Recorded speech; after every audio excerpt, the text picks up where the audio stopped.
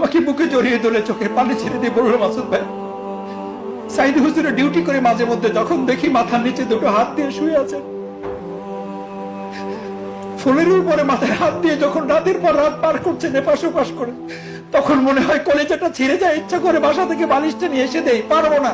জায়নামাজ দুটো দেন, দুটো জায়নামাজ নামাজের উসিলা করে দেবো, হুজুরকে বলবো, হুজুর নামাজ শেষ করে জায়নামাজ দুটো একটু মাথার নিচে দিয়ে ঘুমাবে।